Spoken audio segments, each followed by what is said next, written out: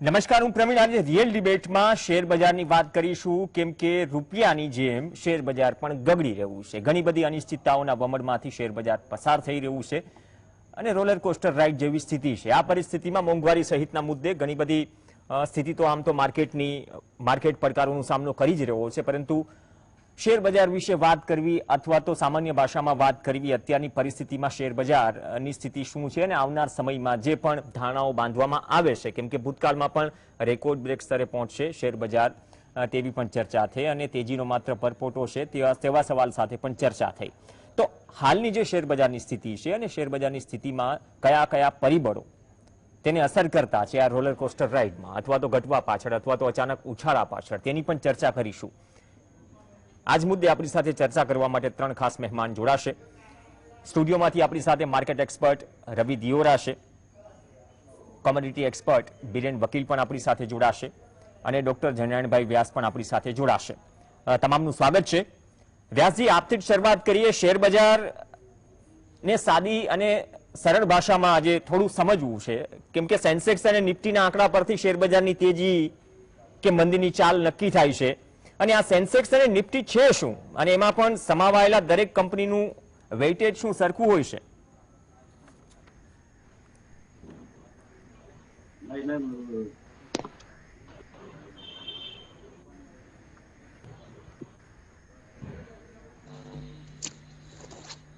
વ્યાસજી, મારો અવાજ પહોંચી રહ્યો છે આપને?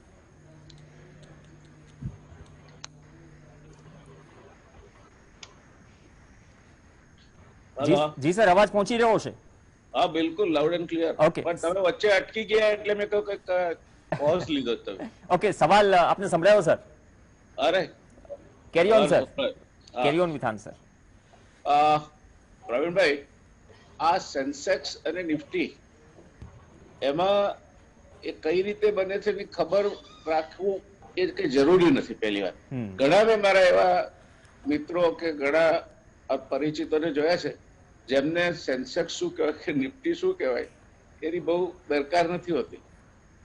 એ સેન્સેક્સ આટલો થશે, નિફ્ટી આટલો થશે, આપણે હવે આ શેર ખરીદવો જોઈએ, એ કરીને એ લોકો એમનું ગાડું ગબડાવતા હોય છે. પણ બેઝિકલી તારો પ્રશ્ન રસપ્રદ છે, જેને આ શેર બજાર વિશે થોડું ઉડાણમાં જવું છે.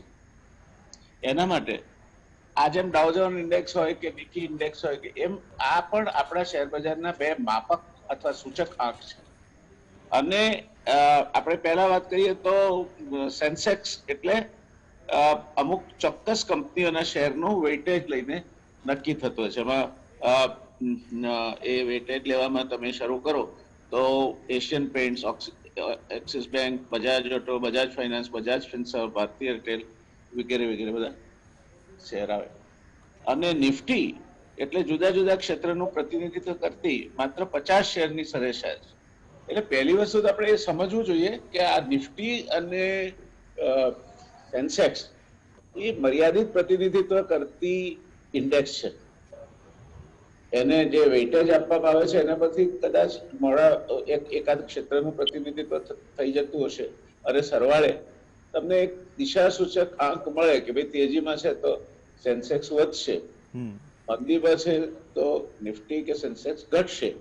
પણ એથી વિપરીત ઘણીવાર સેન્સેક્સ કે નિફ્ટી નીચા જતા હોય એવે સમય સ્મોલ કેપ, મિડ કેપ અથવા તો બીજા પસંદગીના શેરો એમાં વધારો પણ થતો હોય છે. એટલે સેન્સેક્સ કે નિફ્ટી નેગેટિવ છે એટલે બધા શેરોમાં ધોવાણ થઈ ગયું એવું કઈ માનવાની જરૂર નથી.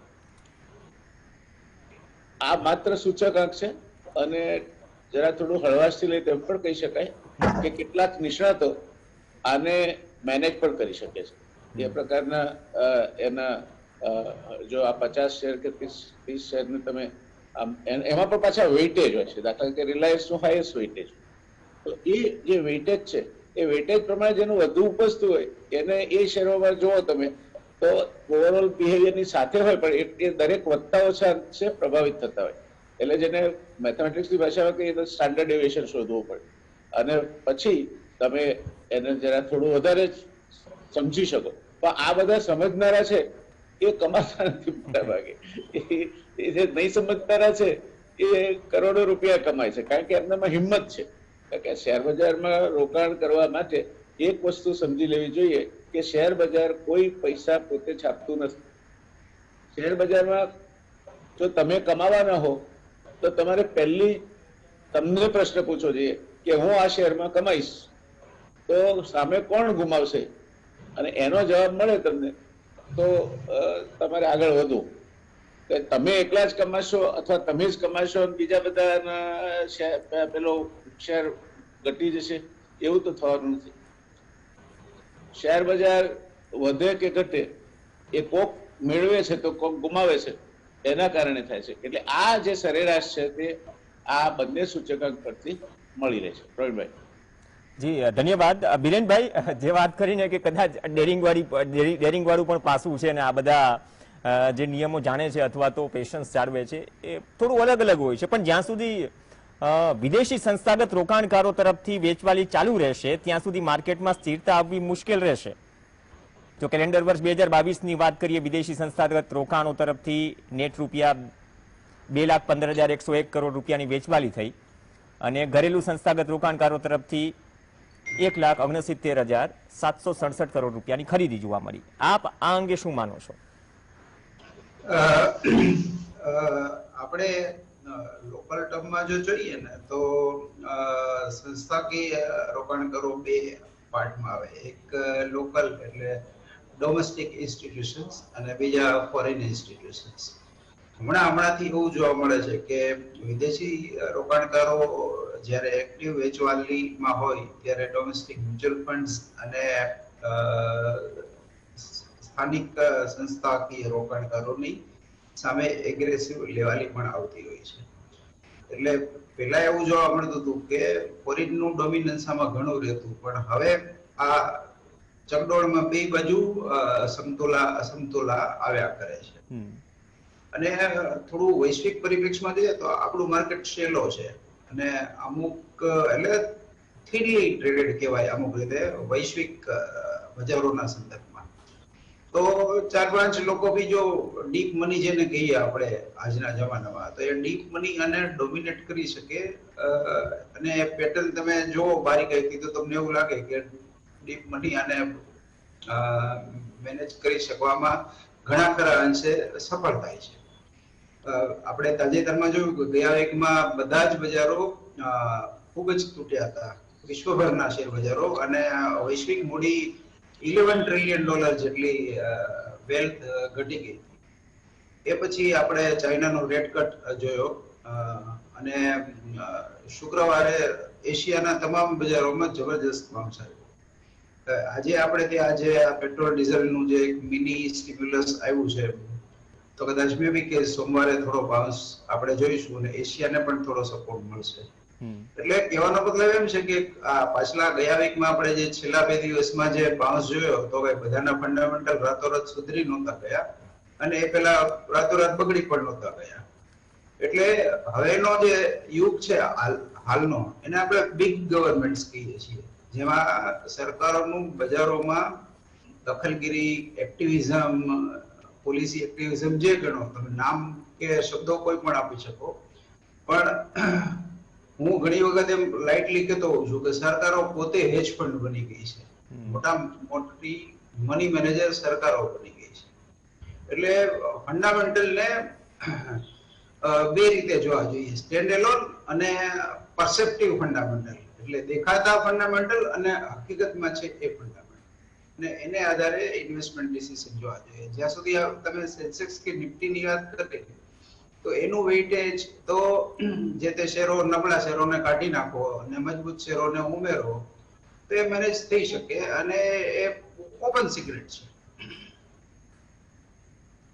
ચલો, ઓપન સિક્રેટની વાત કરી, પણ રવિભાઈ અત્યારે તો જે નરી આંખે જોઈ શકાય એ છે કે જે કડાકો બોલી રહ્યો છે કે બોલ્યો, એક તો તેના મુખ્ય કારણોમાં એક કારણ વિશ્વભરમાં જે બજારોમાં કડાકા બોલ્યા છે તે પણ છે.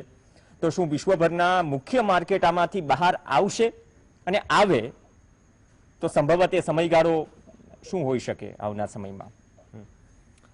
જરૂરથી જે રીતે આ ટોપિક છે ઘણું ઇન્ટરેસ્ટિંગ છે અને પર્ટિક્યુલર પેનલમાં મારા માટે તો સૌથી વધારે હોવો જોઈએ. બેઝિકલી એક રોબર્ટ અર્નાટ છે એનું એક ઘણું સારું એવું એક સ્ટેટમેન્ટ છે, જેમ આગળ જયનારાયણજીએ જણાવ્યું, investment in comfortable rarely profitable. એટલે જ્યાં તમને કમ્ફર્ટ બેસે ને રોકાણ કરો, અને મીન્સ કે જે ન્યૂઝ સાંભળીને કે જલ્દીથી શોર્ટકટ માટે જે રોકાણ કરો એ રેરલી પ્રોફિટેબલ, એ બહુ પ્રોફિટેબલ નથી હોતા. આમાં કેવું છે, ફાસ્ટ ફિંગર વાળો હોય છે કે જે ઘણીવાર જે ન્યૂઝ ચાલતા હોય ને સ્ટોક્સમાં આ રેલીમાં બેસી જાય અને જલ્દીથી ઉતરી જાય, એ લોકો પ્રોફિટ લઈ શકે. પણ જે લોકો બેઠા રહે, એ લોકો ડાયરેક્ટલી પછી જે અપ સ્વિંગ હોય તો ડાઉન સ્વિંગમાં પણ એ લોકોએ ફેસ કરવું પડે. હવે આ જે સિચ્યુએશન જ્યારથી જોશો તમે, તો નાસ્ડેક જે યુએસનો ટેકનોલોજી અને રિટેલના કમ્બો છે, અને એમાં ફેંગ સ્ટોક છે, મીન્સ કે ફેસબુક છે, એપલ, અમેઝોન, સાથે સાથે ગૂગલ મીન્સ અને મેટા, જે ફેસબુકનું નામ હવે મેટા થઈ ગયું છે. તો આઈ થિંક કે આ જે ફેંગ સ્ટોક છે એની કરેક્શન છે એ ઘણું મોટું એક વર્ડ છે યુએસમાં, કે કોઈ પણ ઇન્ડેક્સ વાયટીડી બેઝિસ પર 20% વધારે કરેક્ટ થાય તો એ લોકો એને ટેકનિકલ કરેક્શન માને છે. અને ટેકનિકલ કરેક્શન જે પણ ઇન્ડેક્સમાં થાય એ ત્યાંથી બહાર નીકળવું બહુ મુશ્કેલ થતું હોય છે. અને આજ સુધીની હિસ્ટ્રી રહી છે કે જ્યારે ત્યારે યુએસના કોઈ પણ ઇન્ડાઇસિસ એક વર્ષમાં 20%થી વધારે ઘસાયા છે, પછી ઇન્ડાઇસિસ આખું વર્ષ કન્સોલિડેટ કરતું હોય છે. હવે ગઈકાલે S&P 500 છે એ પણ કાલે 12 વાગ્યા પછી રાત્રે 20%થી ઉપર ઘટો. હાલાકી લાસ્ટ મોમેન્ટમમાં જેવી ત્યાંની વોલ્ટાલિટી ઇન્ડેક્સ ઘટી અને વીકેન્ડનું ન્યૂઝ હતું, તો એના હિસાબે ફરીથી પાછો 20%થી ઓછા પર્સન્ટેજની વાયટીડી નેગેટિવિટી સાથે, વાયટીડી એટલે કે જાન્યુઆરીથી લઈ અત્યાર સુધીની આ નેગેટિવિટી સાથે ક્લોઝ થયો. હવે જો S&P 500 સોમવારે, મંગળવારે ગમે ત્યારે આવતા વીકમાં 20%થી વધારે જો વાયટીડી બેઝિસ પર 1 જાન્યુઆરીથી અત્યારના બેઝિસ પર જો 20%થી ઘટે તો ફરીથી એ ટેકનિકલ કરેક્શનમાં જાય. એટલે અમેરિકાનો એક ઇન્ડેક્સ તો ઓલરેડી નાસ્ડેક ટેકનિકલ કરેક્શનમાં છે, 27%ના ઘસારા સાથે ટ્રેડ કરી રહ્યો છે. આ સેકન્ડ ઇન્ડેક્સ ત્યાં જશે, અને હવે એક થર્ડ ઇન્ડેક્સ માત્ર S&P 500 પછી ડાવ જોન્સ બાકી છે, જે થોડો હજી 5% દૂર છે. તો મારા હિસાબે જ્યાં સુધી યુએસના ઇન્ડેક્સિસમાં મિનિંગફુલ રિકવરી નહીં આવે ત્યાં સુધી તમને મોટી રિકવરી ગ્લોબલ માર્કેટમાં જોવા નહીં મળે. અને ડેફિનેટલી અત્યારે ગ્લોબલ વિલેજ બની ગયું છે, અને જે પણ વધારો ઘટાડો શેર બજારમાં ગ્લોબલ માર્કેટમાં થઈ રહ્યો છે એની સાપેક્ષમાં જોઈએ તો અસર આપણા માર્કેટમાં પણ પડી રહી છે. સાથે ફેડરલ રિઝર્વનું જે અત્યારે વલણ છે, અને એમના જે પણ ફેડરલ રિઝર્વના મેમ્બરનું વલણ છે, એ અચાનક બધાની ઇન્ફ્લેશનનો ડર લાગવા માંડો. નહીં તો આજ સુધીમાં આટલું બધું સાથે નહોતું જોયું. 1 થી 2 મેમ્બર છે ફેડરલ રિઝર્વના, એ પોતે ડિવાઇડેડ હોય છે. જ્યારે આખું ફેડરલ રિઝર્વ બોલતું હોય કે રેટ હાઇક, તો 2 થી 3 એવા હોય કે જે રેટ કટ માટે વાત કરી રહ્યા હોય. પણ આ વખતે બધા જ લોકો ઇન્ફ્લેશનના ઘણા કન્સર્ન જોઈ રહ્યા છે, અને એના હિસાબે એ લોકો પોતાની જે પોલિસી છે એને અલ્ટ્રા હોકિશ પોલિસી તરીકે વર્ણન કરી રહ્યા છે. મારા હિસાબે આનું ડિસ્કાઉન્ટિંગ અત્યારે ગ્લોબલ માર્કેટ કરી રહ્યું છે. સાથમાં જે અત્યારે કોઈ નથી જોઈ રહ્યા, જેમ આગળ બિરંજે જણાવ્યું કે એક ફેક્ટર એવું હોય જે દેખાય, એક ફેક્ટર જે હિડન હોય, જે હિડન ફેક્ટરને પારખી શકે એ લોકો શેર બજારમાં લાંબા સમય પૈસા બનાવતા હોય છે. અને એ હિડન ફેક્ટર અત્યારના માર્કેટમાં લિક્વિડિટી છે. પહેલા ગમે એવા નેગેટિવ શોક, નેગેટિવ ન્યૂઝ, આખું કોવિડની લહેર, આપણે 2, 3, 4 જે નંબર આવ્યા એ બધી જ લહેર આપણે પચાવી, કારણ કે એમ્પલ લિક્વિડિટી સિસ્ટમમાંથી આ લિક્વિડિટી ચીપ હતી, કારણ કે ઇન્ટરેસ્ટ રેટ લો પર હતા. હવે ઇન્ટરેસ્ટ રેટ રિવર્સ થઈ રહ્યા છે, મીન્સ કે જે લિક્વિડિટી ચીપ હતી એક્સપેન્સિવ થઈ રહી છે. જે લિક્વિડિટી ઇઝી હતી 1 જૂનથી મોટા પાયામાં ફેડરલ રિઝર્વ પોતાના નાણાં, પોતાની બેલેન્સ શીટ ટાઈટ કરવાનું છે, અને મોટા પ્રમાણમાં ઇકોનોમીમાંથી નાણાં પાછા ખેંચશે. એટલે જે લિક્વિડિટીથી ચાલી રહ્યા હતા ત્યારે બધા જ ચાલતા હતા. તમે ગ્લોબલી જુઓ તો bitcoin, gold, silver, base metals, equity markets, બધા માર્કેટમાં લિક્વિડિટીના હિસાબે ઘણા 2 વર્ષ સ્ટ્રોંગ રિટર્ન રહ્યા. હવે જ્યારે લિક્વિડિટી પાછી ખેંચાઈ રહી છે ત્યારે બધાને કન્સર્ન છે, અને મને એવું લાગી રહ્યું છે કે જ્યાં સુધી આ લિક્વિડિટીનું ટ્રાન્ઝિશન પૂરું નહીં થાય ત્યાં સુધી મિનિંગફુલ અપસાઇડ કોઈ પણ ગ્લોબલ માર્કેટ હોય કે ડોમેસ્ટિક માર્કેટ હોય એમાં આવવી થોડી મુશ્કેલ છે. એફઆઈઝનો ફ્લો જે તમે રાઇટલી ઇન્ડિકેટ કરો, 2 લાખ કરોડથી વધારે એક વર્ષમાં, 2 વર્ષમાં 3.5 લાખ કરોડનું મોટા પ્રમાણમાં એ લોકો ઇન્વેસ્ટમેન્ટ અહીંયાથી બહાર કાઢી ગયા છે. એ ઇન્વેસ્ટમેન્ટ શું કામ બહાર કાઢી ગયા છે? કારણ કે ભારત એક એવું માર્કેટ હતું જ્યાં ગ્લોબલ માર્કેટની કમ્પેરિઝનમાં કરેક્શન ઘણું ઓછું આવ્યું છે, અને રૂપી પણ આપણો ઘણો સ્ટેબલ રહ્યો. આરબીઆઈની ઇન્ટરવેન્શનના હિસાબે અત્યાર સુધી આપણો રૂપિયો સ્ટેબલ રહ્યો, અને એના હિસાબે એ લોકોને ભારતના માર્કેટમાંથી નાણાં ખેંચવું થોડું સરળ અને થોડું સસ્તું પડતું હતું. એના હિસાબે મોટા પ્રમાણમાં આઉટફ્લો છે એ ભારતીય માર્કેટમાંથી થયો. પરંતુ એ આઉટફ્લો હવે કદાચ આગળ જતા 1-2 મહિના પછી સ્ટેબલ થાય, પરંતુ જે માર્કેટના પ્યોર ફંડામેન્ટલ અને કોર ફંડામેન્ટલ છે એ પ્રમાણે વૈશ્વિક માર્કેટમાં તેજી આવતા કદાચ આ ફાઇનાન્શિયલ યરને તો આપણે કાઢવું પડશે. ઓકે, આ ફાઇનાન્શિયલ યર કાઢવું પડશે અને જે અનિશ્ચિતતાના વમરો છે અને અનિશ્ચિતતાના વમરો કદાચ માર્કેટ પર પણ અસર કરી રહ્યા છે. પણ આ પરિસ્થિતિમાં આપણે રૂપિયાની પણ વાત કરી વ્યાસ સાહેબ કે ડોલર સામે તો રૂપિયો ઘસાતો જઈ રહ્યો છે અને વિદેશી નિયામનમાં પણ નોંધપાત્ર વધારો થયો, આપણે એના ઉપર ઘટાડો થયો સોરી, એના પર પણ આપણે ડિબેટ કરી, 2 જેટલી ડિબેટ કરી. હવે આ પરિસ્થિતિમાં ભારતને હવે ઇમ્પોર્ટ કરવું મોંઘું પડશે ને પડી રહ્યું છે, જેના કારણે પણ શું શેર બજારમાં અસર પડી છે અને આગળ જતા શેર બજારમાં ક્યાં સુધી મંદીવાળો માહોલ રહેશે અથવા તો મંદીવાળાઓના હાથમાં રહેશે શેર બજાર? પ્રવીણભાઈ, જે આયાતની વાત છે તો રૂપિયો ઘસાય ડોલર સામે તો તમારી આયાતો મોંઘી થવાની. તમારી પાસેથી જે લોકો નિકાસ થકી ખરીદે છે એમને પડતર નીચી જશે અને આપણને for the same amount of export we will get lesser realisation. એટલે એક બાજુ તમારી પાસે જે વિદેશી મુદ્રા છે ઓછી આવશે અને બીજી બાજુ નિકાસ ની સામે જે આપણે આયાત કરીએ છીએ તેના માટે જરૂરી વિદેશી મુદ્રા વધશે જરૂરી. એટલે એક એવું સિચ્યુએશન ઉભું થશે કે જેમાં તમારી પાસે આ સિવાય તો બીજી કોઈ આવક નથી. આપણે વિદેશ વેપારમાં એટલે ગોલ્ડ ટ્રેડમાં આપણો કઈ એવું ઝાઝો શેર નથી. આપણે નિકાસ કરતા આપણી ઘરાંગણાની માર્કેટને અત્યાર સુધી મુખ્ય ગણીને ચાલ્યા છે અને કદાચ બીજા પણ કારણો છે. પણ એના કારણે તમારો જે ટ્રેડ બેલેન્સ નેગેટિવ થાય અથવા તો બીજા કોઈ કારણસર ઘટ આવે તો જે વિદેશી મુદ્રાનો રિઝર્વ છે તે ઘસાતું જશે અને એ ઘસાતું જાય તો શું થાય?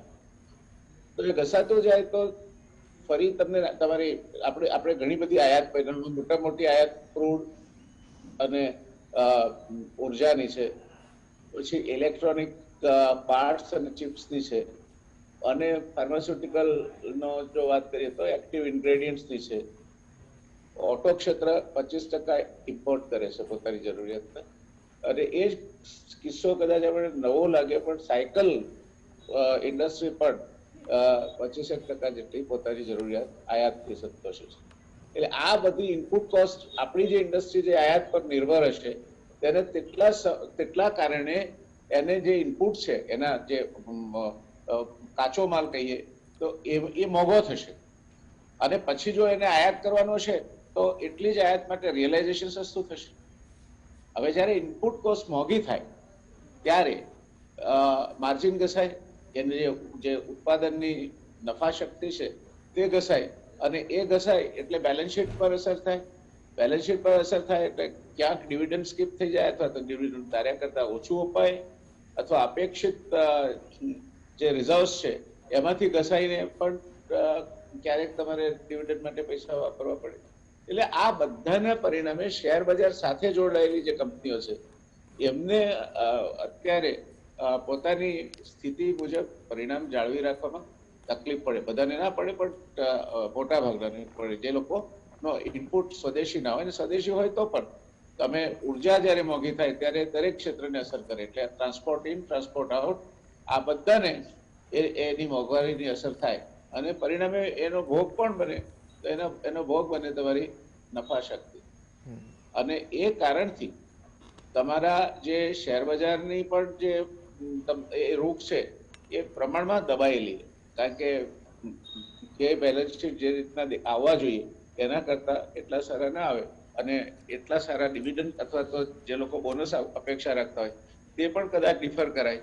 તો આ શેર બજારનો એક સાદો સિદ્ધાંત છે કે stock market doesn't generate anything, it only works on hopes and despair. Share બજાર છે એ આશા, it is barometer of the economy, all right, but that barometer is based upon the Asha and નિરાશા. એટલે તમે જ્યારે દેશમાં વાતાવરણ પોઝિટિવ હોય, હકારાત્મક હોય, જે રોકાણકારો છે એ વાતાવરણને લાંબા ગાળે પણ ફળદાયી ગણતા હોય, જે બજાર છે એમાં આપણે we are the single largest free market in the world, એટલે બજારમાં પણ જો એક બોયન્સી રહે તો એની અસર પણ નાના વેપારીઓથી માંડીને બધા પર થાય, એમના સેન્ટિમેન્ટ પર થાય. એટલે સરવાળે એવું નથી કે કઈ રૂપિયાના કારણે રૂપિયો ઘસાયો એટલે આ ઘસાયો, એ પણ એક સેન્ટિમેન્ટ ઉપર પણ એ અસર કરે છે કે ભાઈ બધા લોકો જેને લેવા દેવા ના હોય એ પણ શું કે અત્યારે મંદી આવી ગઈ છે, અને હકીકત પણ છે મોટા ભાગે આપણે જોઈએ તો. એટલે એક કરતા વધારે ફેક્ટરના કારણે શેર બજાર જે ધારણા ઉપર ચાલે છે એમાં જે અનુભવીઓ છે એ એમની અનુભવ શક્તિ અને એ બધાની પાસે સોફિસ્ટિકેટેડ એનાલિસ્ટ હોય છે, એટલે એના આધાર રહીને પોતે પ્રોફિટ બુક કરવાનો હોય તો કરી લે, અથવા તો કરેક્શન એમને જે કરવાનું હોય કરી લે. જે લોકોને તકલીફ પડે છે એ નાના રોકાણકારોને પડે છે, કારણ કે એમની પાસે એટલી બધી લાંબુ ગજુ નથી, અને પેલાઓ જયારે ડિસ્કાઉન્ટ કરીને બેઠા હોય ત્યારે એ ખરીદવા ઉભો, અને પછી ખબર પડે કે આ તો બેસી ગયું, ટીપ આવી હતી પણ ચાલી નહીં. એટલે આ બધા કારણો શેર બજાર કઈ દિશામાં જાય છે એમાં ફાળો આપે છે. આજનું આપણું ટોપિક છે કે રૂપિયા પછી શેર બજાર પણ ધડામ દઈને નીચે કેમ પડ્યું. તો પહેલું તો ચર્ચાઈ ગયો મુદ્દો કે એફઆઈઆઈ નું ખૂબ મોટું વેચાણ એ પચાવવું અત્યારે તો ભારે પડ્યું છે શેર બજારને, આગળ જતા શું થાય છે તે આપણે જોઈએ. અને બીજું ઘરાઘડાના સંજોગો એ પણ એવા કઈ તમને બોયન્સી દેખાય એવા નથી. તમે કોઈ પણ પગલા પણ ખુલીને લઈ નથી શકતા. દાખલા તરીકે ઘઉંની નિકાસ શરૂ કરી અને પછી 2 દિવસ પછી બંધ કરી દીધી, એ તો આજે તમે શરૂ કરી ત્યારે આ પરિબળો નહોતા દેખાતા તમને. એટલે સરકાર જ્યાં જ્યાં કોઈ પણ પ્રકારનો હસ્તક્ષેપ કરે છે ત્યાં મોટા ભાગે કેટલાક તમે જોઈ શકો કે અમુક ગ્રુપના ફાયદા હિતાર્થે આ બધું ચાલે છે એવું તમે જોઈ શકો. એવા કેટલાક ગ્રુપ છે કે જેમને એમને પાસે એવા શેર બજારના અને ફાઇનાન્શિયલ માર્કેટ્સના વાવડિયા હોય છે. વાવડિયા એટલે હવામાનની અગાઉથી આગાહી કરે એવા. એટલે જયારે આપણે બધા શેર બજારની આરતી ઉતારતા હોય ત્યારે એ એમને જે કામ કરવા છે કમાઈને બેઠા હોય છે.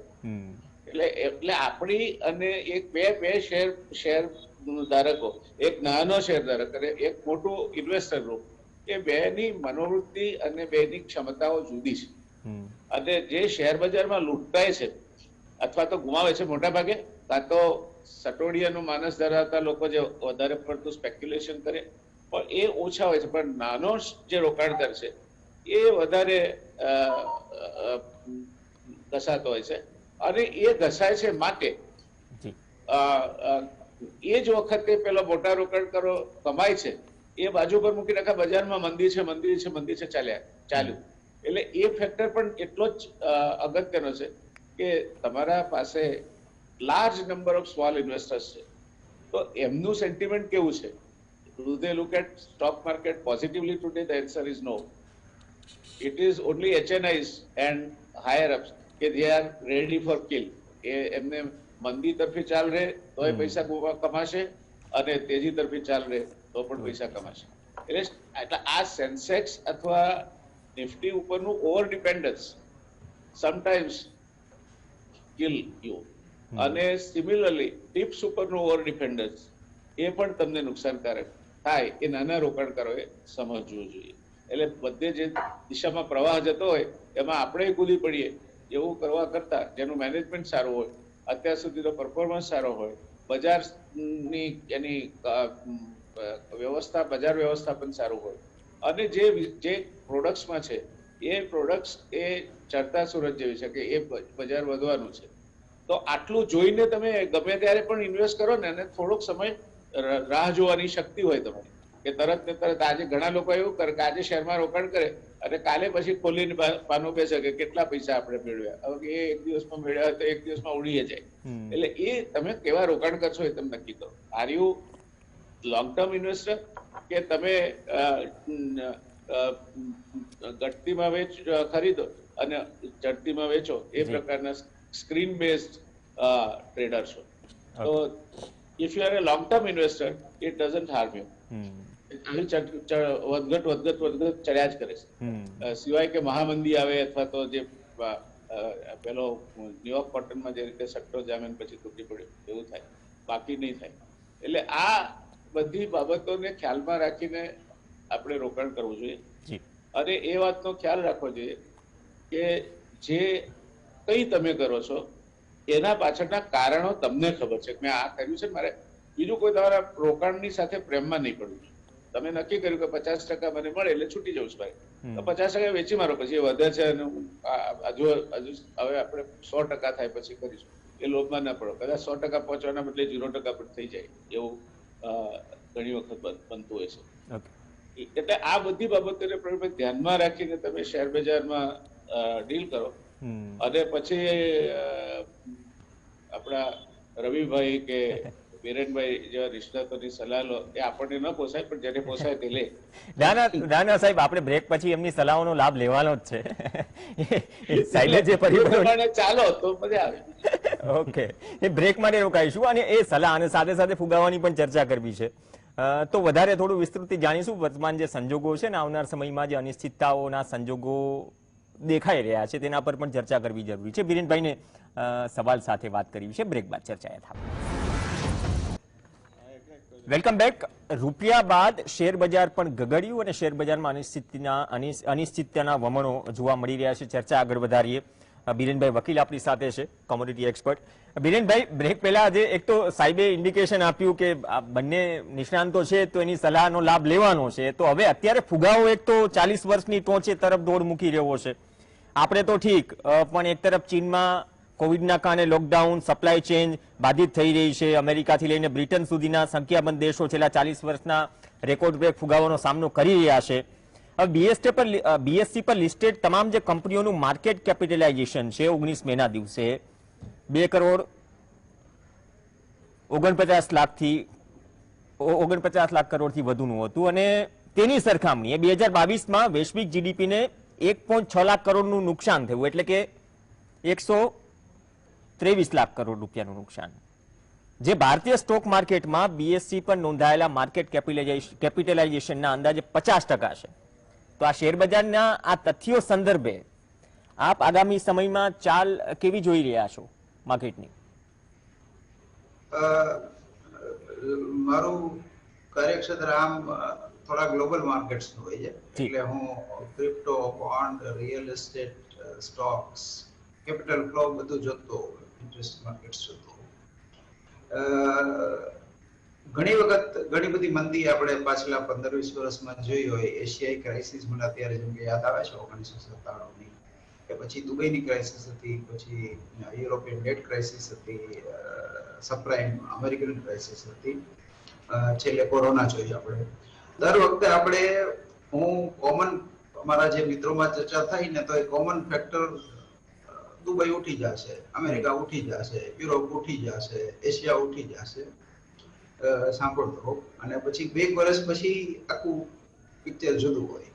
એ જ રીતે આપણે જયારે ક્રિપ્ટોકરન્સીમાં બિટકોઇન મેનિયા જોયો હતો લગભગ 1-2 વર્ષ પહેલા, જયારે ગયા વર્ષે લગભગ $17,000 થયો હતો, એ વખતે પેલું આપણે આજકાલના બધા બજારોમાં ફિયર ઓફ મિસિંગ આઉટ જેને આપણે કહીએ કે ભાઈ તમે લઈ ગયા અને અમે રહી ગયા, એવું જ એક બીજું ફેક્ટર છે ફિયર ઓફ ટ્રેપિંગ ઇન, કે તમે ક્યારે ડબ્બામાં આવી જાઓ. પણ પેલું ફિયર ઓફ મિસિંગ આઉટ બહુ મોટું ફેક્ટર છે ને જલ્દી દેખાય એવું છે, એટલે પેલું ફિયર ઓફ ટ્રેપિંગ ઇન દેખાતું નથી. એટલે જયારે પેસિમિઝમ હોય ને ત્યારે હું એવું સમજુ છું કે આપણે જો બેલેન્સ રહીએ, ઘણી વખત એવું લાગે કે બધું જ રસાતાળ જઈ રહ્યું છે, ક્યાંય કોઈ ઓપોર્ચ્યુનિટી નથી, એવું ક્યારેય નથી જોયું. એટલે મીન્સ કે તમને એકેય દિશામાંથી કમાવાનું ન મળે એવું બને જ નહીં. એટલે કારણ કે ઘણા લોકો એ વખતે એવું કહે કે કેશ ઇઝ કિંગ અને સેટિંગ ઓન કેશ, કે ભાઈ અત્યારે હાથ ઉપર રોકડ રાખો પછી આગળ જોઈશું. મને બરાબર યાદ છે બહુ જ મોટા ઇન્વેસ્ટર વૈશ્વિક કક્ષાના, એમણે જસ્ટ 2 વર્ષ પહેલા એવું કીધું હતું કેશ ઇઝ સ્ટ્રેસ, એટલે કેશ તો કચરો છે. અને હવે અમેરિકામાં 1% ઇન્ટરેસ્ટ રેટ થઈ ગયો એટલે કેશ ઇઝ કિંગ પાછું આવ્યું છે. એટલે આપણે આવી બધી થિયરીઓ કે સેન્ટિમેન્ટના પ્રવાહમાં જોડાઈ જવા કરતા આપણે આપણી રીતે ઠહેરાવ જેને આપણે કહીએ એ આપણે જાળવી રાખવો જોઈએ. અને આવા સમયે સેક્ટર રોટેશનનો તમને ચાન્સ મળી જાય કે તમારા પોર્ટફોલિયોમાંથી નબળા અસરો, કૂતરા બિલાડા છે એને દૂર કરી અને ઘોડા, વાઘ, સિંહને પકડી લેવા એનો તમને ચાન્સ પડે. અત્યારે આપણે જોઈએ છીએ તો અત્યાર સુધી ગ્રોથ ઇન્વેસ્ટિંગ ચાલતું હતું, એટલે કંપનીઓ ખૂબ નફો ખૂબ નુકસાન કરતી હોય છતાં પણ શેરો ચાલતા હોય ને આપણને એમ લાગે કે આટલી બધી ખોટ હોવા છતાં શેર વધી રહ્યા છે. ટેકનોલોજી સ્ટોક ખાસ અમેરિકાના અને વેલ્યુ ઇન્વેસ્ટિંગ નો કોઈ જાણે પેલું જેને આપણે ફંડામેન્ટલ કે જે પોર્ટફોલિયો થિયરી કહીએ એનું મહત્વ જતું રહ્યું હતું. હવે વેલ્યુ ઇન્વેસ્ટિંગ નું કમબેક છે. એટલે જે ડેટ હેવી હોય કે જેના બુક્સમાં મોટું દેવું હોય, જંગી દેવું હોય, એવી કંપનીને છોડી દેવાની, એવી કંપનીને કાઢી નાખવાની, અને એસેટ હેવી કે જેની બેલેન્સ શીટમાં કેશ હોય, એસેટ્સ હોય, લો ડેટ કંપની હોય, સાઉન્ડ બિઝનેસ મોડેલ હોય, અને ખાસ તો વિઝિબલી તમારી નજીકમાં એની પ્રોડક્ટ તમને દેખાતી હોય એવી પ્રોડક્ટ્સ કે જે રિસેશન પ્રૂફ હોય. જેમ કે હોસ્પિટાલિટી છે તો એ વેલનેસ સેક્ટર લાર્જર એરિયામાં રિસેશન પ્રૂફ છે. માણસ માંદો પડે છે તો દવા લેવાનો છે. એજ્યુકેશન નોલેજ છે તો માણસ મંદીમાં ભણશે, તેજીમાં ભણશે. એટલે એ ટાઈપના તમે સેક્ટર પકડી શકો જેમાં મેનિયા અથવા તો વધારે ફેન્સી હતી એવા સ્ટોકમાં હવે લોકોનો મોહભંગ થઈ રહ્યો છે. એટલે જે લોકો અગાઉ ચૂકી ગયા હોય વેલ્યુ ઇન્વેસ્ટિંગ, એની માટે અત્યારે સારી તકો મળશે અને સાથે સાથે પોર્ટફોલિયો રિકન્સ્ટ્રક્શનનો પણ લાભ લેવા જેવો છે. રવિભાઈ, જે સાહેબે થોડી ઇન્ટરનેશનલ માર્કેટ અને તેની મુવમેન્ટ ને પરિસ્થિતિઓ અપ્સ એન્ડ ડાઉન જે છે એની તો વાત કરી, પણ રશિયા યુક્રેન યુદ્ધની પણ ઘણી વખત આમ મંચ પર ચર્ચા થઈ, ભાઈ કેટલું ચાલશે. હાલ તો કોઈ સમેટાય તેવા કોઈ લક્ષણો દેખાતા નથી. ખાસ કરીને યુરોપના શેર બજારોમાં અને તેના પગલે ભારતીય શેર બજારોમાં પાછું ઘટાડા તરફી ચાલ અટકાવીને સુધારા તરફી રૂખ ક્યારે જોવા મળશે? જરૂરથી પહેલા જે પણ આપણે આગળ ચર્ચા થઈ એમાં એક મને યાદ આવ્યું કે બેઝિકલી ભારતીય માર્કેટ કે ગ્લોબલ માર્કેટમાં કોઈ વ્યક્તિ એવું નક્કી કરી લે કે હું ઇન્વેસ્ટર છું કે ટ્રેડર છું તો પણ લોસ અને પ્રોફિટના ઘણા પ્રશ્ન છે આનાથી ઉકેલાઈ જાય. આમાં શું થાય છે કે ઇન્વેસ્ટર ટ્રેડર બની જાય છે અને ટ્રેડર ઇન્વેસ્ટર બને છે ત્યારે એ લોકો સૌથી મોટો લોસ કરે છે. ઘણીવાર અમારા ક્લાયન્ટ્સ હોય છે તો એમને આપણે પૂછે કે તારે કેટલા ટાઈમ માટે રોકાણ કરવું છે, તો એ લોકો એવું કહેતા હોય કે મારે 2 વર્ષ માટે 3 વર્ષ માટે રોકાણ કરવું છે, અને બીજે દિવસ જો એ સ્ટોક 1% પણ નીચે હોય તો પણ તમને 10 ફોન આવી જાય કે કેમ નીચે છે. હવે જે વ્યક્તિ 4-5 વર્ષ માટે રોકાણ કરવા માંગતા હોય એ લોકો ટ્રેડર બની જાય, ઘણીવાર ટ્રેડર ઇન્વેસ્ટર બની જાય. મીન્સ કે 5 રૂપિયા માટે લીધું હોય અને ક્યાંકથી ટીપ આવી હોય. એક એવી કહેવત છે કે ટીપે ટીપે સરોવર ભરાય, પણ આ નહીં અલગ છે કે ટીપે ટીપે બેંક બેલેન્સ ખોરવાય, કે જેટલી ટીપ વધુ વાપરો એટલું તારું બેંક બેલેન્સ જવાના હોય. કારણ કે કોને ટીપ આપી, કોનું રિસ્ક મેનેજમેન્ટ છે, એ ટીપ આપવાનું રીઝન શું છે, તમને ભેરવવાનું છે. ઘણા તો એવા પણ પકડાયા છે કે 50% લોકોને બાય આપે ને 50% લોકોને સેલ. પછી જેને જે સાઈડ જાય, કારણ કે માર્કેટમાં તો આઈધર ઉપર કે નીચે બે જ જવાનું છે, તો ઉપરવાળાને પકડે, પછી એને 50% ને એમ કરીને લોકો લાખો રૂપિયા કમાઈ ગયા ઇન્વેસ્ટમેન્ટ ટીપમાં આપવા માટે. તો બેઝિકલી ટીપને રિસર્ચ ઉપર ફોકસ કરવું જોઈએ. બેન્જામિન ફ્રેન્કલિન એનું એક સારું સ્ટેટમેન્ટ છે કે investment in knowledge pays the best interest. કે તમારી પાસે નોલેજ હશે તો તમને ગમે ત્યારે, જેમ બિરેનભાઈ આગળ જણાવી રહ્યા હતા કે ઓપોર્ચ્યુનિટી ફાઇન્ડ કરવાનું તમારી પાસે નોલેજ હોવું જોઈએ. ફોર એક્ઝામ્પલ આપણે લઈએ તો મેટલ સેક્ટર છે, એમાં બંને સાઈડની કંપની છે. માઇનિંગ છે જે આને અમે ડાઉનસ્ટ્રીમ અપસ્ટ્રીમ કહે છે, જે રીતે એને યુઝ કરતા છે એ ડાઉનસ્ટ્રીમ છે. ઓઇલ માર્કેટિંગ કંપનીઓ છે, સાથે સાથે તમે પેન્ટ, સાથે સાથે એવિએશન, આ ઓઇલ ડાઉનસ્ટ્રીમ કંપનીઓ છે. સાથે જે ઓઇલ ઉત્પાદક કંપનીઓ છે લાઈક ઓએનજીસી છે, લાઈક ઓઇલ ઇન્ડિયા છે, હિન્દુસ્તાન ઓઇલ છે, અપસ્ટ્રીમ કંપની છે. તો કોઈ પણ કોમોડિટીના વધારા કે ઘટાડાની પણ આની ઇમ્પેક્ટ ઉપર પ્લસ માઇનસ આવતી હોય છે. તો એ પણ તમને ફાઇન્ડિંગ કરો એ ફેક્ટર, તમે થોડું નોલેજ લો, થોડું તમને ખ્યાલ આવે તો આઈ થિંક કે માર્કેટમાં ઘણા એવા બધા ચાન્સ છે. હવે ઘણીવાર શું થાય કે ડોક્ટર હોય ને એ પોતાનું ઓપરેશન ના કરે, કારણ કે એને ખ્યાલ હોય કે પોતાનું ઓપરેશન ના થઈ શકે. અહીંયા બધાને ડોક્ટર થવું છે અને બધાને પોતાના ઓપરેશન કરવા છે.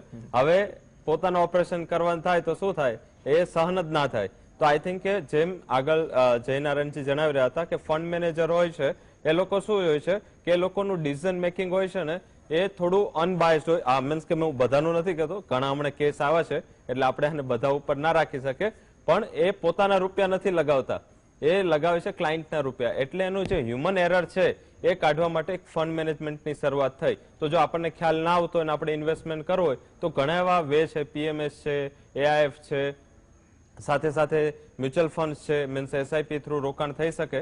તો ઘણા એવા વે છે. એટલે જે લોકો ટ્રેડર છે કે ઇન્વેસ્ટર એ પોતે નક્કી કરી લેવું જોઈએ. સાથે જે તમારો પ્રશ્ન હતો યુરોપિયન માર્કેટનું અને જે રીતે માર્કેટની તેજી મંદી હાલમાં ચાલી રહી છે, આ વખતે એક મોટી સરપ્રાઇઝ છે કે પ્રોબ્લેમ શેનો છે? નેચરલ ગેસ ક્રૂડનો છે. પ્રોબ્લેમ શેનો છે? રશિયા યુક્રેનનો છે. કોને નથી મળવાનું નેચરલ ગેસ ને ક્રૂડ? એ યુરોપિયન. ઉર્જા સંકટમાં કોણ જવાનું છે? European nation. આની કોને અસર ઓછી થવાની છે? ચીન, ભારત, આ બધી કન્ટ્રી છે. ઈરાન પાસેથી, સાથે રશિયા પાસેથી, યુએસ પાસેથી ક્રૂડ પોતે લઈ શકશે. ઓપેક સાથે સારા રિલેશન છે. તો સૌથી જ્યાં વધારે ક્રાઇસિસ છે, સૌથી જ્યાં વધારે સંકટ છે, એ ઇન્ડાઇસિસ આ વર્ષે સૌથી ઓછા ઘટ્યા છે. યુરોપિયન ઇન્ડાઇસિસ છે એમાં ડેક્સ જર્મનીનો છે, સાથે ફૂટ્સ એમઆઈપી છે, આ એફટીએસસી 100 છે. જે વધુ પ્રશ્નચિહ્ન જે ઇકોનોમીમાં વધારે છે એ ઇન્ડેક્સ વધારે ઘટ્યા નથી. જ્યાં રિલીફ છે, લાઈક યુએસ છે, એને આમ જનરલી કોઈ મોટું લેવા દેવા નથી, એને તો બેનિફિટ થઈ રહ્યો છે. તો આઈ થિંક એના ઇન્ડાઇસિસ સૌથી વધારે ધોવાયા છે. રશિયાના જેટલા ઇન્ડાઇસિસ આ વર્ષે ધોવાયા એટલું જ યુએસના ઇન્ડાઇસિસ ધોવાયા છે. સાથે ભારતના કમ્પેરેટિવ ઓછા ધોવાયા છે, પણ જે ચાઇના છે એ 15 વર્ષથી કન્સોલિડેશન મોડમાં છે. હોંગકોંગ 21-22% એ પણ ટેકનિકલ કરેક્શનમાં છે. તો બેઝિકલી વર્લ્ડનું જે પણ અત્યારે ફંડામેન્ટલ છે અને જે માર્કેટનું સ્ટ્રક્ચર છે એ ઘણું વિરુદ્ધ છે. જ્યાં પ્રશ્નાર્થ ચિહ્ન વધારે છે એ માર્કેટમાં કોઈ પણ પ્રશ્નાર્થ ચિહ્ન નથી. એટલે કે આગળ જતા યુરોપિયન માર્કેટમાં જલ્દી રિકવરીની આશા ના રાખવી જોઈએ. ફરીથી બ્રેક્ઝિટને લઈને કન્સર્ન ઉભા થયા છે. એ પ્રશ્ન ફરીથી સામે આવશે. આ કોરોના હિસાબે અને સાથે સાથે વોરના હિસાબે એ લોકો ભાઈ થયા હતા, પરંતુ ફરીથી 2 દિવસ પહેલા આ જે બ્રેક્ઝિટના લઈને ઘણા મોટા જે એની નેગોશિએશન ચાલી રહ્યા છે એમાં પ્રોબ્લેમ્સ ઉભા થયા છે. તો મારા હિસાબે એ ઝોનને થોડું પ્રોબ્લેમ આવશે. હવે ફિનલેન્ડની સપ્લાય બંધ થઈ છે. આગળ જતા ધીમે ધીમે રશિયા જો એનર્જીની સપ્લાયને ઓછી કે બંધ કરશે તો આઈ થિંક ક્રૂડમાં બહુ વાંધો નહીં આવે, પણ નેચરલ ગેસની સપ્લાય ઓછી કરશે તો આઈ થિંક એને પ્રોબ્લેમ નડી શકે. તો યુરોપિયન માર્કેટમાં જે તમારો પ્રશ્ન હતો કે ક્યારે રિકવર થશે, તો આઈ થિંક કે યુરોપિયન માર્કેટને વાર લાગશે. આમાં જે પણ બ્રાઇટ સ્પોટ હું એક્સપેક્ટ કરી રહ્યો છું, જે પણ આગળ જતા જે સારા કન્ટ્રી જે ટકી શકશે એ ટકી શકશે જેની પાસે આઈધર તો કોમોડિટીમાં ક્રૂડ કે મેટલ્સની સર્વોપરિતા છે, એ લોકો ઉત્પાદક દેશો છે કે એગ્રીકલ્ચરના ઉત્પાદક દેશો છે. આ બે ઇકોનોમી સર્વાઈવ થઈ શકશે. આનાથી જે ત્રીજું છે લાઈક ઇન્ડસ્ટ્રીયલ છે, સર્વિસ ઇકોનોમીઝ છે, એ થોડા વોલ્ટાઇલ રહેશે. અને જેમ આગળ બિરેનજીએ કીધું કે પહેલા તો આઈટી એટલે તમે 1 વર્ષ પહેલા આઈટી બોલો તો આંખ બંધ કરીને લોકો શેર લેવા તૈયાર હતા. હવે એ આઈટી જયારે અહીંથી 20% ઉપર હતો ત્યારે લોકો લેતા હતા. આજે પછી 20% કરેક્શન આવ્યું તો લોકોને મોંઘા લાગે છે. જે ફાર્માસ્યુટિકલ સેક્ટર ગયા વર્ષે 100%, 70% ચાલ્યા એ લોકો લેતા હતા, આ ત્યાંથી 70% તૂટાશે તો આપણને હવે મોંઘા લાગે છે. જે એજ્યુકેશન સેક્ટર ટોપ પર હતા હવે બોટમ પર છે તો મોંઘા લાગે છે. તો માર્કેટમાં ઓલવેઝ ગાન પણ નહીં રાખવાનું કે ભાઈ ઘટું છે લેવાનું, પણ જ્યાં ફંડામેન્ટલ સારા છે, જેના લાંબા સમયનો ગ્રોથ છે, અને હંમેશા માઇન્ડમાં 4-5 વર્ષ શેર બજારમાં જ્યારે આવો અને ઇન્વેસ્ટમેન્ટના પર્સપેક્ટિવથી આવો તો 4-5 વર્ષનો સમયગાળો માઇન્ડમાં રાખીને જ આવવાનું. જો 4-5 વર્ષનો સમયગાળો માઇન્ડમાં રાખશો અને 1-2 વર્ષમાં રિટર્ન મળશે સારું લાગશે, પણ જો 1-2 વર્ષનો સમયગાળો માઇન્ડમાં રાખશો અને 5 વર્ષે રિટર્ન મળશે બહુ ખરાબ લાગશે. આ માઇન્ડ ગેમ છે, આ પરસેપ્શન ગેમ છે, અને જે લોકો પરસેપ્શન અને આ રીતેની ઉથલ પાથલથી બચી શકતા હોય એ જ લોકો શેર બજારમાં લાંબા સમય સુધી ટકી પણ શકે છે અને રૂપિયા પણ બનાવી શકે છે. ઓકે, સારી વાત કહી. ચલો, બહુ સારી ટિપ્સ, જે સલાહની વાત કરતા હતા ને એ વાત કદાચ આજ લોકો સુધી પહોંચી હશે. પણ બિરેનભાઈ, કોમોડિટીની વાત આવી, જે રશિયા યુક્રેન યુદ્ધની વાત છે તેના કારણે તમામ કોમોડિટીઝની વાત કરીએ, ક્રૂડ, મેટલ્સ, એગ્રીકલ્ચરની રવિભાઈએ વાત કરી, તેના ભાવ રેકોર્ડ લેવલ પર છે. હવે જેની પણ અસર જે કંપનીઓના માર્જિન છે, જેમ વ્યાસ સાહેબે પણ વાત કરી, તેમના માર્જિન પર પણ પડી રહ્યા છે. જેની કયા સેક્ટર પર અસર દેખાઈ રહી છે હાલની દ્રષ્ટિએ, અને ઓવરઓલ શેર બજાર પર તેની કેટલી અસર પડી રહી છે? ફૂડ સેક્ટરનો ઇન્ફ્લેશન નેચરલી અત્યારે ચિંતાજનક છે, કારણ કે ઘઉંની વૈશ્વિક અછત છે કોર્નમાં પણ પ્રોબ્લેમ છે એવો. આ વખતે મિડવેસ્ટનું વેધર એટલે અમેરિકાના જે મુખ્ય ઉત્પાદકો છે મકાઈ ઘઉંના, ત્યાં વરસાદની અછત છે, કદાચ બહુ ગંભીર દુકાળ છે ત્યાં. એ સિવાય યુક્રેનમાં યુદ્ધને કારણે માત્ર 20% જ વાવેતર થઈ શક્યું છે, એટલે આ સિઝન ત્યાં ફેલ ગઈ એવું કહી શકાય. અને આફ્રિકામાં પણ થોડું સંકટ છે. આપણે ત્યાં માર્ચમાં જે હીટ વેવ આવ્યો, વધારે પડતી ગરમી, એના કારણે ઘઉંની ઉપજમાં થોડો ફરક પડ્યો. એટલે જ્યારે મોંઘવારી આવે ત્યારે સૌથી પહેલો ભોગ ડિસ્ક્રિશનરી સ્પેન્ડિંગનો લેવાય. અને કોરોના લોકડાઉન જે છે ચાઇનામાં, તો એક સાદો દાખલો એ છે કે શાંઘાઈમાં એપ્રિલ મહિનામાં એક પણ ગાડીનું વેચાણ થયું નથી. હવે એક ગાડી બને ને તો 25 કિલો કોપર ખાય, લગભગ 8 થી 12 ટન જેટલું સ્ટીલ ખાય, 200 થી 250 કિલો કોપર ખાય, રબર ખાય. મીન્સ એક ગાડી ઘણું બધું ખાય. એક મોટી એસયુવી હોય તો 2 થી 2.5 ટનની ગાડી હોય, અને બહુ મોટી હોય તો 3 ટનની પણ હોય, તો એ કેટલું બધું ખાય એ સમજી શકાય છે. એટલે ડિસ્ક્રિશનરી સ્પેન્ડિંગ ઘટે એટલે નાની મોટી દરેક વસ્તુને એની અસર થાય છે. કન્સ્ટ્રક્શન સ્લોડાઉન છે ચાઇનામાં. ગયા મહિને જે રિયલ એસ્ટેટ ડેટા આવ્યા, 36% મકાનોનું વેચાણ ઓછું થયું છે, અને એને કારણે ટુકડે ટુકડે ચાઇનાએ જીડીપીના 1/3 એટલે 5 ટ્રિલિયન જેટલું સ્ટિમ્યુલસ આપવું પડ્યું. એટલે જે રીતે આ સ્ટિમ્યુલેશનનો દોર થયો, આપણે ત્યાં પણ આમ તો આજે જે મિની બજેટ જેવું જ સ્ટિમ્યુલસ છે, પેટ્રોલ ડીઝલમાં જે છૂટછાટ આપી થોડી એક્સાઇઝ ઘટાડીને. એટલે શેર બજારમાં હવે માત્ર જેને આપણે ડિમાન્ડ ઇન્સેન્સિટિવ પ્રાઇસ ઇલાસ્ટિક કહીએ કે ભાઈ જેની જરૂરત રહેવાની જ છે એવા શેરો ચાલશે.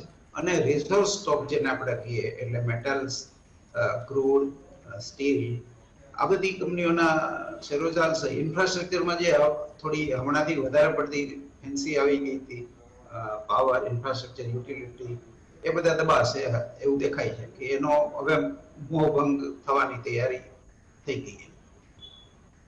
ચલો, આટલી વસ્તુની કે 3 થી 4 મિનિટ આપની પાસે છે રવિભાઈ. સેમ સવાલ આપને, કેમ કે કયા સેક્ટર અને જે થોડું બાક્યું કે નહીં આવું થઈ શકે, જો આ અસર છે તેની અસર ક્યાં ક્યાં પડશે. તો મેઇનલી આ જે ઉછાળો જે છે ફુગાવાનો અથવા તો ક્રાઇસિસનો, આપ કઈ રીતે જોઈ રહ્યા છો? કોમોડિટીના કયા સેક્ટર પર અને તેની શેર બજાર પર અસરની શક્યતા?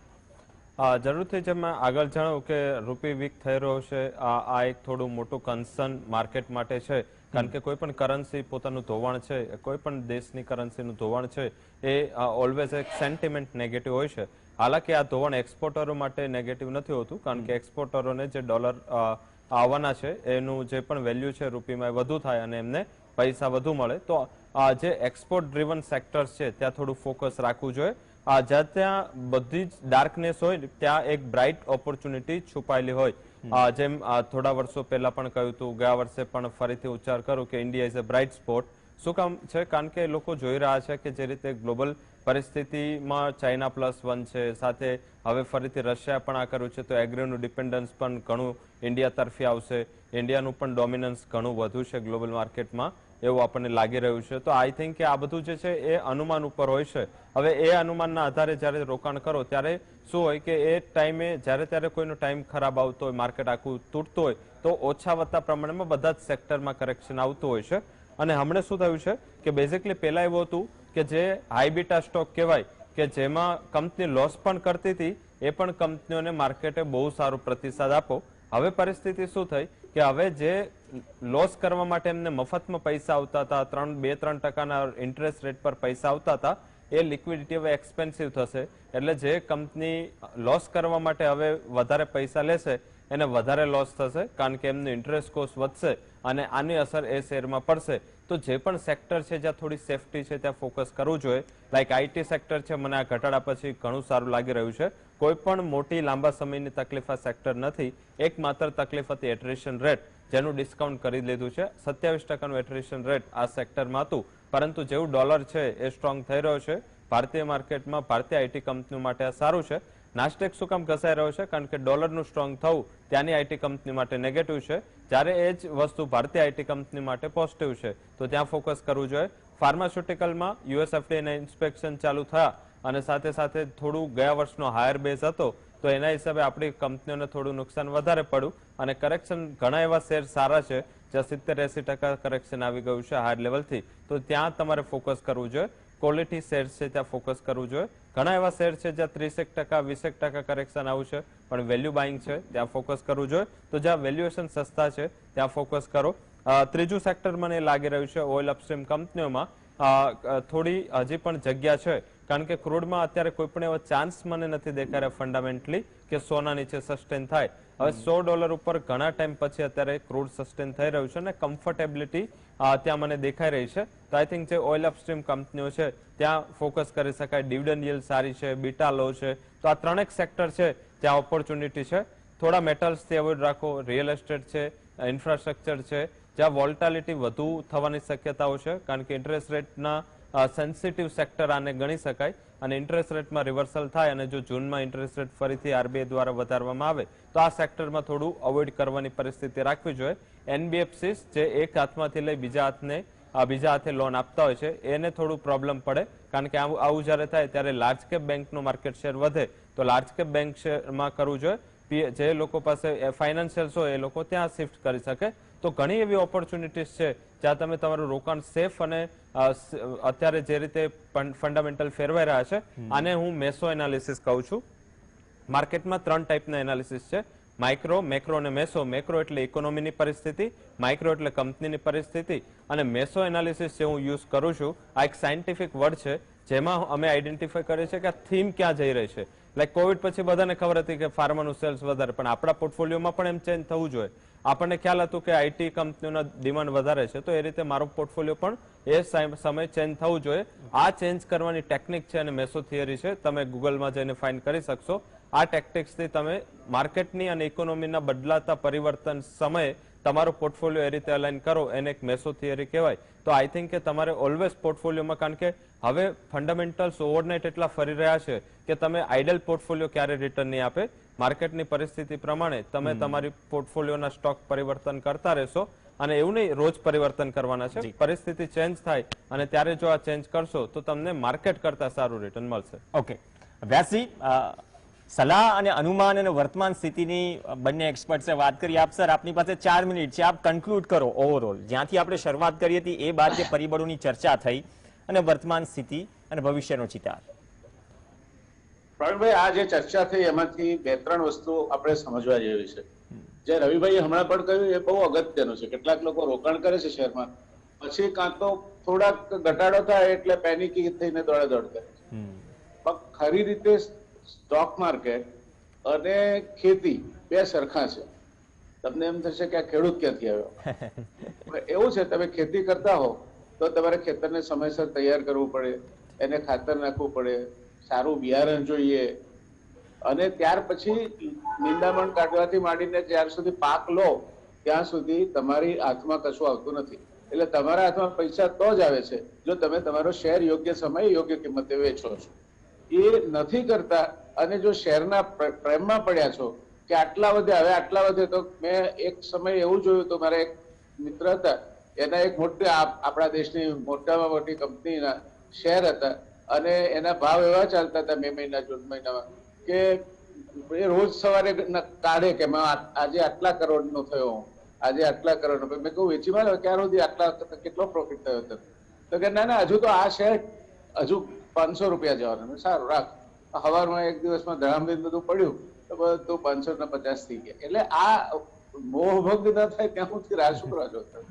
તમે તમારા શેરની સાર સંભાળ કરો, એનું કઈ તરફ વલણ જઈ રહ્યું છે એ સમસ્યા નીકળી જાય. અહીંયા પ્રેમમાં પડવાનું શું હશે? તમે કમાવા માટે પૈસા ચોક્યા છે કે તમે કોઈ કંપનીમાં તમારા શેર છે એટલા માટે પૈસા? એટલે આ મનોવૃત્તિ જે વાત કરી રવિભાઈએ એ મેં ઘણા લોકોમાં જોઈ છે કે શેર વેચે જ નહીં, મને એમ કે આટલું રિટર્ન આપ્યું છે, પણ હવે તમે ટાર્ગેટ મૂકો કે મારે આ શેર બમણો થાય એટલે વેચી મારવા, પછી 4 ગણો થાય 5 ગણો થાય જુદી વાત છે. તમે એને પૈસા ઉલટાવીને તમને જ્યાં લાગતું હોય કે આ એ ઓપોર્ચ્યુનિટી છે ત્યાં તમારું પોર્ટફોલિયો કરેક્શન કરી લો. પણ એ થતું નથી ને એના કારણે ઘણીવાર મોંમાં આવેલો કોળિયો ચૂકવાઈ જાય છે. આ એક વસ્તુ છે. બીજી, અત્યારે આજનો વિષય હતો કે ભાઈ આ શેર બજાર રૂપિયાની માફક ધડામ દઈને ગગડ્યું છે તો ક્યાં જશે? તો શેર બજાર માટે પડવું અને ઉભા થવું એ કઈ નવી વાત નથી. સવાલ એ છે કે પરિબળો કયા છે જેને કારણે એ ગગડ્યું છે અને કેટલાક ગાળા માટે નથી. શું રશિયા યુક્રેન યુદ્ધ આવતીકાલ અથવા તો 6 મહિને 12 મહિને પૂરું થઈ જવાનું પણ કહી શકે છે. તો એ લાંબા ગાળાની અનિશ્ચિતતા વાળો ફેક્ટર છે.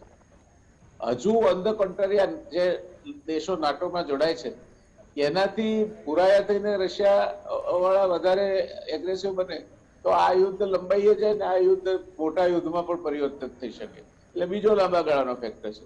ત્યાર પછીની વાત છે કે સમગ્ર વિશ્વમાં અત્યારે મંદી છે અને જે કેશ છે ઇઝ ઇન શોર્ટ સપ્લાય.